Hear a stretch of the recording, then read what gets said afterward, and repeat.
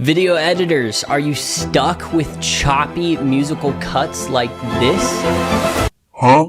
I want the song to end right there, but how do I make it smooth? Let me show you. The answer to these abrupt musical cuts is one tonal sound effect. Listen.